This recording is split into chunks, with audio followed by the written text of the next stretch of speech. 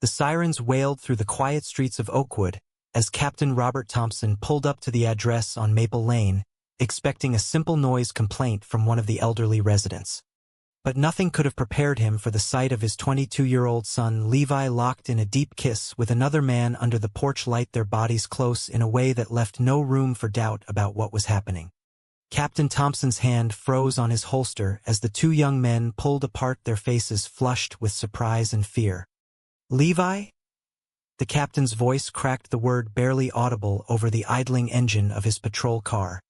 The other man, tall with dark wavy hair and striking blue eyes, stepped back, his hand still lingering on Levi's arm as if to protect him.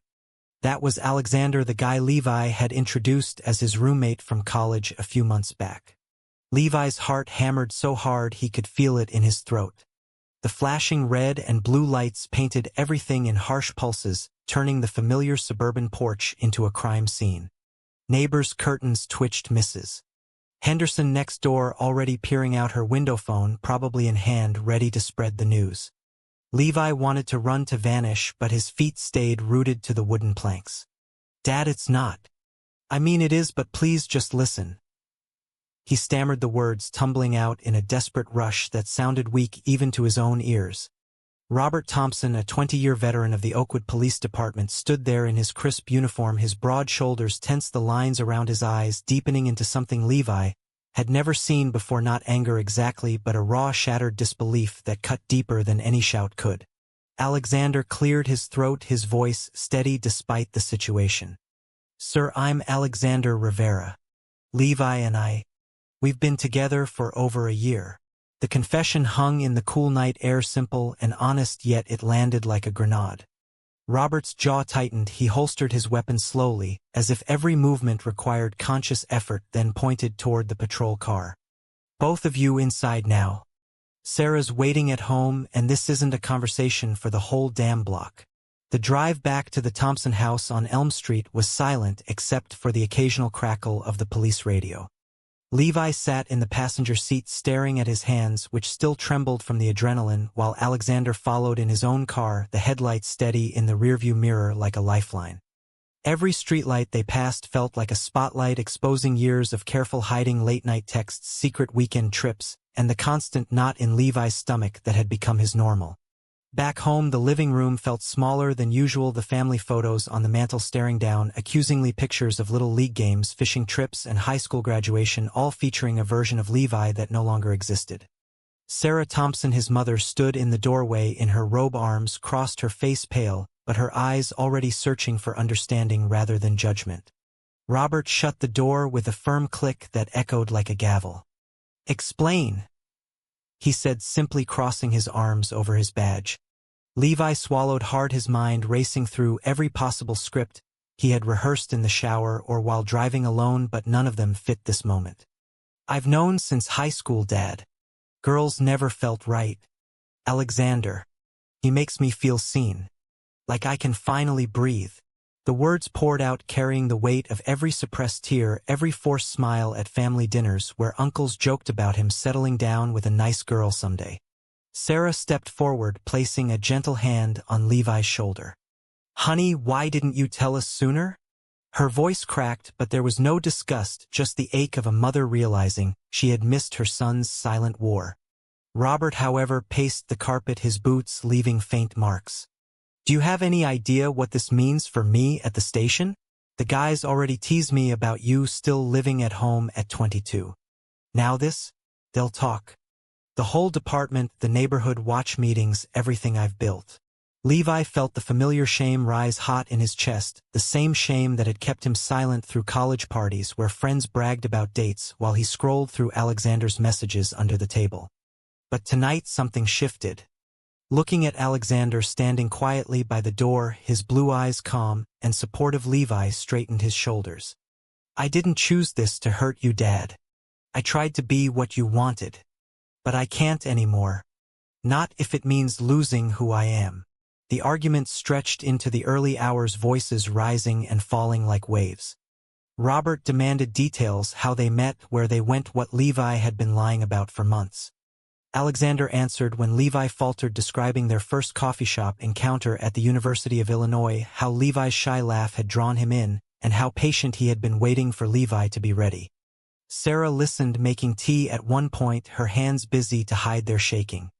By the time the sun began to creep through the blinds, Levi felt exhausted but strangely lighter, as if the secret that had chained him for years had finally snapped.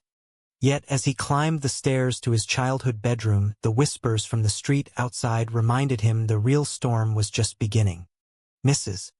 Henderson's car had already driven by twice, and his phone buzzed with a text from his best friend Jake. "Dude, what the hell is going on? Everyone is talking." Levi collapsed onto his bed, staring at the ceiling, the glowing streetlight outside casting long shadows across the room where posters of baseball heroes still hung like relics from another life. Alexander had gone home, promising to return in the morning, but the emptiness beside Levi felt heavier than ever. Tomorrow the neighborhood would wake up to a new version of the Thompson family, and Levi wondered if any of them, including his father, would still recognize him in it. The weight of that uncertainty pressed down, but beneath it flickered something new: resolve. For the first time in his life, Levi Thompson was done hiding, and the road ahead, though terrifying, looked like freedom. The next morning, the sunlight streaming through Levi's bedroom window felt almost mocking, as if the world outside had already moved on while his own life stood frozen in the aftermath of last night's confession. He rolled over, checking his phone to find a flood of notifications, messages from high school acquaintances he hadn't spoken to in years, asking if the rumors were true, and one from Jake, his best friend since middle school, that simply read, "Call me SAP, bro, this is wild." Levi's stomach twisted. He knew Jake's conservative family background and the way they had joked about those people back in the day, but he hoped their friendship would survive this test. Downstairs, the smell of coffee and bacon drifted up, but the usual Sunday morning chatter was missing, replaced by tense silence. Sarah moved around the kitchen, her movements deliberate as she set plates on the table, while Robert sat at the head, staring into his mug, his police radio clipped to his belt even on his day off. Levi descended the stairs slowly, each step feeling like a march toward judgment. "Morning," he muttered, sliding into his usual chair. Sarah offered a small smile, squeezing his shoulder as she placed eggs in front of him, but Robert barely glanced up. "We need to talk about how we're handling this as a family," he said finally, his voice gruff but less explosive than the night before. "No more secrets, Levi. And that boy Alexander, he's coming over for lunch. I want to know exactly who he is." The words carried an undercurrent of reluctant acceptance, or at least a willingness to investigate rather than explode, and Levi clung to that sliver of hope. Before he could respond, his phone vibrated again, this time a call from Alexander. "Hey, I'm outside. Thought we could talk before I face your dad again." Levi slipped out the back door, finding Alexander leaning against his car, looking as handsome as ever in a simple gray hoodie, his dark hair still damp from a shower. They didn't hug, not with the kitchen window in view, but their eyes met, and the silent understanding passed between them, the same connection that had sustained them through months of stolen moments. As they walked the quiet backyard path, Levi poured out the night's details, the accusations, the fear in his mother's eyes, and the way his father had mentioned his job more than once. Alexander listened, nodding, his blue eyes steady. "I get it, Levi. My own family in California went through something similar when I came out at 17. Mom cried for a week, but eventually she showed up at my high school play with flowers. Your dad might need time, but he's not kicking you out yet. That's something." Levi nodded, but the knot in his chest remained. They had met at the campus coffee shop during Levi's sophomore year. Alexander, a senior studying graphic design, with an easy confidence that made Levi's guarded heart open like a flower after winter. Their first real date had been a hidden picnic by the river where Alexander had shared stories of his own struggles, and Levi had finally admitted the truth he had buried since realizing at 14 that the way he looked at boys in the locker room wasn't just admiration. Since then, their love had grown in secret texts, video calls, and weekend getaways where they could hold hands without glancing over their shoulders. Now that secrecy was gone, and Levi felt both liberated and exposed. Lunch was awkward but not disastrous. Alexander sat across from Robert, answering questions about his job at the downtown design firm, his plans for the future, and even his family values, with a respect that seemed to soften the captain slightly. Sarah asked about Alexander's hobbies, lightening the mood with talk of hiking trails they both loved. Yet the undercurrent remained Robert's occasional glance at their proximity, a reminder that acceptance wasn't automatic. After the meal, Levi and Alexander escaped to the park a few blocks away, where they finally allowed themselves a brief embrace on a secluded bench.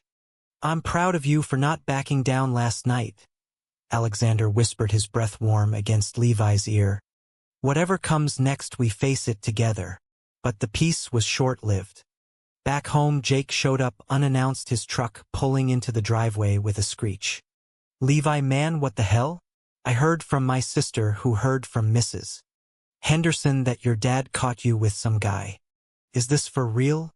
The confrontation on the porch turned ugly fast, Jake's face twisting in confusion and disappointment. "We've been friends forever, dude. You could have told me instead of letting the whole neighborhood find out first." Levi tried to explain, but Jake stepped back, shaking his head. "I need time to process this.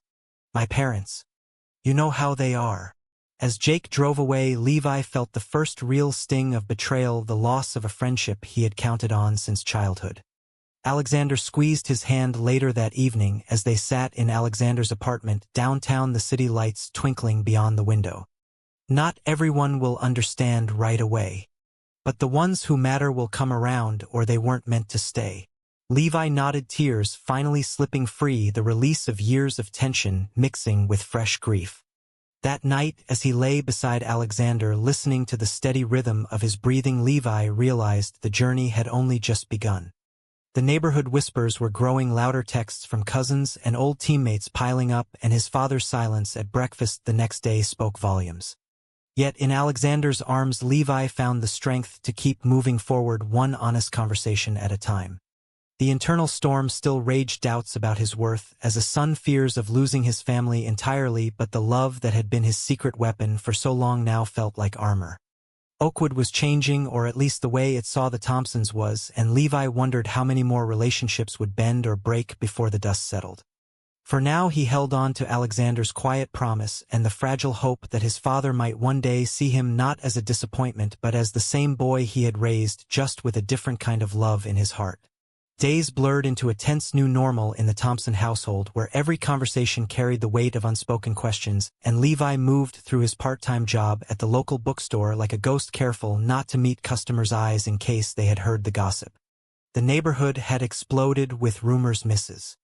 Henderson hosting an impromptu coffee morning where details were dissected and twisted until Levi's simple kiss became something scandalous enough to make even the church group pause.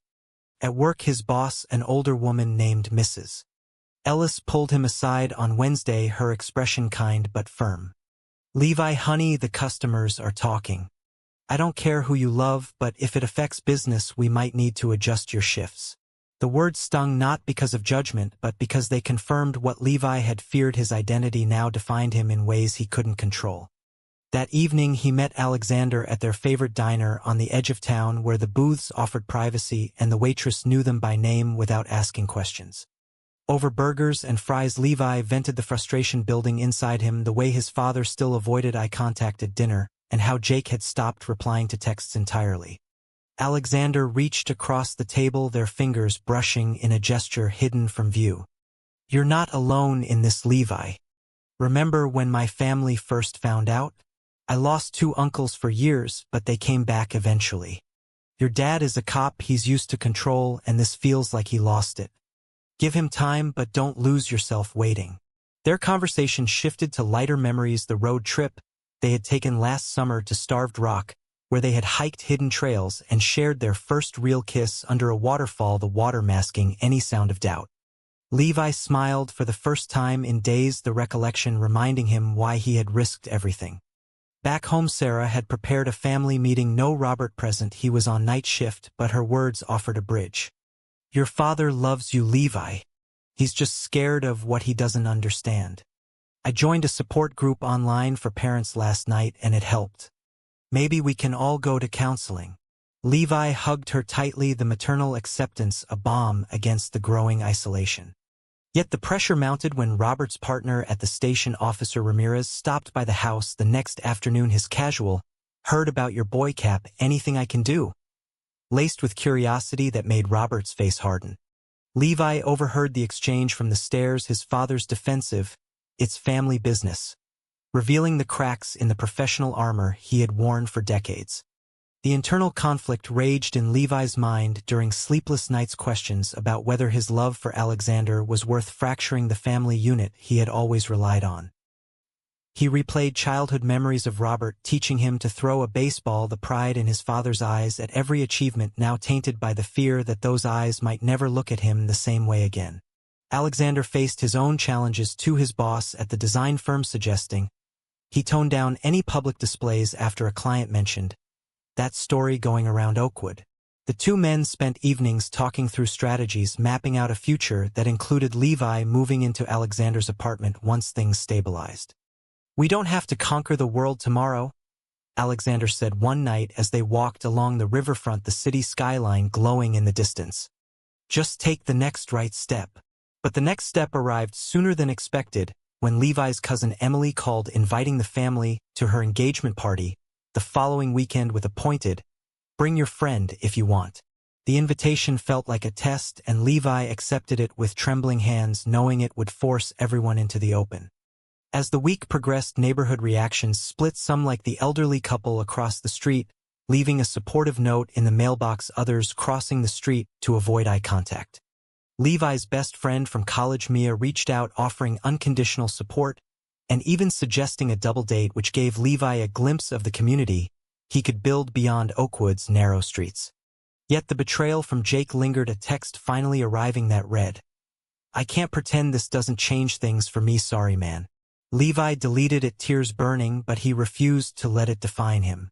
In quiet moments with Alexander, he traced the lines of their shared future, imagining holidays without secrets and a home where love wasn't whispered.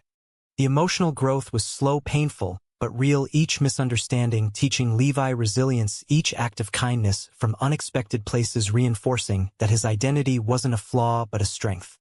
Robert's silence continued, but Sarah reported small signs progress, like him asking about Alexander's work unprompted. The climax of the week came when Levi found his father in the garage late one night, polishing his old baseball glove, the one he had given Levi years ago. "I don't know how to do this, son," Robert admitted, his voice rough with emotion. "But I'm trying." Those 4 words cracked the wall between them, just enough for Levi to breathe easier. As he climbed into bed that night, Alexander's voice on the phone, a soothing anchor, Levi realized the journey wasn't just about coming out, it was about growing into the man he was always meant to be, surrounded by those willing to evolve with him. The neighborhood might never fully understand, but Levi no longer needed their approval, only his own and the love that had carried him this far. The engagement party at the country club on the outskirts of Oakwood buzzed with laughter and clinking glasses, but Levi felt the weight of every glance as he and Alexander walked through the entrance together for the first time in public as a couple. Emily hugged them, both, her smile genuine, while her fiancé offered a polite nod that didn't quite hide his discomfort. The evening unfolded in layers of polite conversation and veiled questions from relatives who had heard the rumors, Levi's aunt pulling Sarah aside for a whispered, "How are you holding up, dear?" that carried more judgment than concern. Alexander stayed close, his hand brushing Levi's in fleeting moments of reassurance, the simple touch grounding him amid the rising tension.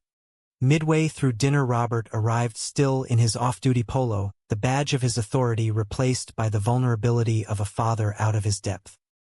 He shook Alexander's hand with a firm grip that lingered just a second too long, as if testing the reality of the man who had upended their world. "Glad you could make it." Robert muttered the words, awkward but present, a small victory Levi clung to like a lifeline. As the night progressed, the dance floor filled with couples swaying to slow songs, and Levi watched from the sidelines, his chest tight with longing. Alexander leaned in. "Dance with me?" The question hung between them, simple yet loaded with the risk of stares. Levi nodded, and they stepped out together, moving in sync, the world narrowing to the warmth of Alexander's hand on his waist and the steady beat of their hearts. Whispers rippled through the crowd, but a few guests smiled, including Mia, who raised her glass in silent support. The moment felt like a declaration, a step toward the life Levi had dreamed of, where love didn't require shadows. Yet the peace shattered when Jake appeared uninvited, his face flushed from drinks at the bar. "Levi, what are you doing, man?" This isn't you. The confrontation escalated quickly, Jake's voice carrying across the room, drawing eyes as he accused Alexander of changing his friend. Levi stood his ground, the months of growth fueling his response. This is me, Jake. Always has been. If you can't accept that, then maybe we were never as close as I thought. Alexander stepped forward, calm but firm, diffusing the situation by suggesting they talk outside.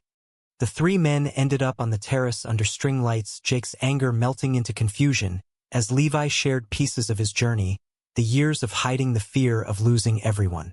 By the end, Jake shook his head. I don't get it, but I don't want to lose you either.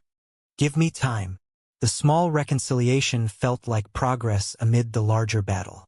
Back home, the following days brought new challenges. Robert's colleagues at the station organizing a charity barbecue where invitations extended to families including Levi and Alexander. The event tested everyone's limits, officers clapping Robert on the back with awkward, "Good for you, Cap," comments, while their wives eyed the young couple with curiosity. Levi helped grill burgers beside Alexander, their easy teamwork drawing subtle nods of approval from some and frowns from others. One veteran officer pulled Robert aside, Levi overhearing fragments about department politics and how times are changing but not everyone likes it. Robert defended them quietly, his voice carrying a protective edge that surprised Levi and planted seeds of hope for deeper acceptance. Meanwhile, Alexander's family video called from California, his mother beaming through the screen. We can't wait to meet Levi in person. Bring him for Thanksgiving. The contrast between the two families highlighted the different paths to understanding, and Levi felt grateful for the support even as Oakwood's pressures mounted. A local newspaper reporter caught wind of the story, calling the house for an interview that Robert politely declined, but the threat of publicity added another layer of anxiety. Levi and Alexander spent evenings planning their next steps, discussing Levi's enrollment in online classes to finish his degree and Alexander's promotion at work that could mean more stability for them both. The emotional toll showed in quiet moments, Levi waking from nightmares of being disowned only to find Alexander's arm around him, whispering affirmations that rebuilt his confidence brick by brick. The betrayal from certain friends hurt, but new connections formed, Mia introducing them to a local LGBTQ support group where stories of similar journeys validated Levi's experiences and taught him strategies for navigating family dynamics. One meeting featured a speaker, a middle-aged man who had lost his career before regaining it through honesty, and Levi left feeling empowered, the internal crisis of identity slowly transforming into pride. Robert surprised everyone by attending a session with Sarah, the counselor guiding them through exercises that exposed Robert's fears of failure as a parent. I raised you to be strong, son, he told Levi afterward, his eyes misty. Turns out strength looks different than I thought. The conversation marked a turning point, the captain's rigid worldview cracking open to reveal a man willing to learn. As autumn leaves began to fall, the neighborhood reactions shifted to some families inviting the Thompsons to block parties, others maintaining distance, but the overall tide seemed to turn toward cautious curiosity rather than outright rejection. Levi stood on the porch one evening watching kids play across the street, his hand in Alexander's, the simple act no longer hidden. The sacrifices had been real, the misunderstandings painful, but each one forged a stronger version of himself and their relationship. The road ahead still held unknowns, but with Alexander by his side, and his family slowly bridging the gap, Levi felt ready to embrace whatever came next, the growth inside him blooming like the first flowers after a long winter. Winter arrived in Oakwood with early snow blanketing the streets, and Levi found himself standing at the center of a community meeting called by the neighborhood association, ostensibly about holiday decorations, but everyone knew the real agenda revolved around the Thompson family's situation. The rec center buzzed with tension, folding chairs arranged in rows as residents filed in, clutching coffee cups and whispered theories. Levi sat between Alexander and Sarah, his father at the front beside the association president, a retired teacher named Mr. Caldwell, who cleared his throat before beginning. We've always been a close-knit community, and recent events have raised concerns about values and safety. The words landed like stones, Levi's fists clenching at the implication that his love somehow threatened the block. Robert stood, his uniform replaced by a simple sweater, but his posture still commanding. This meeting isn't about my son. It's about whether we're the kind of neighbors who support each other or tear each other down. His defense caught the room off guard, murmurs rippling through the crowd as Mrs. Henderson shifted uncomfortably in her seat. The discussion heated quickly, voices overlapping with accusations of promoting an agenda, countered by Mia and a few younger families speaking up about acceptance and modern realities. Alexander remained calm, his hand resting lightly on Levi's knee under the table, offering silent strength as Levi fought the urge to flee the spotlight. Flashbacks flooded his mind, the years of internal struggle, the nights questioning if he deserved happiness, the moment his father had first seen him kiss Alexander, everything converging here in this crowded room. When it was Levi's turn to speak, he stood, voice steady despite the pounding heart. "I'm the same kid who mowed your lawns and played street hockey with your sons. Loving Alexander doesn't change that. It just makes me whole." The room fell silent for a beat, then scattered applause broke out from unexpected corners, including an older couple who had never spoken to Levi before. Robert added his own words later, admitting his initial reaction had been rooted in fear, not hate, and pledging to stand by his family no matter the cost to his reputation at the station. The meeting ended without a clear resolution, but the air felt lighter, conversations continuing in smaller groups where questions replaced judgments. Outside in the snowy parking lot, Levi pulled Alexander into a tight embrace, the cold air stinging their cheeks but the warmth between them undeniable. "You were incredible in there," Alexander whispered, his breath visible in the night. The moment crystallized the sacrifices they had both made, Alexander turning down a higher-paying job in Chicago to stay close, and Levi risking his family's comfort for truth. Back home, the family gathered around the kitchen table, Robert opening up about the subtle shifts at work, colleagues who had quietly expressed support and others who distanced themselves. "I almost lost my son over pride," he confessed, the vulnerability raw and new.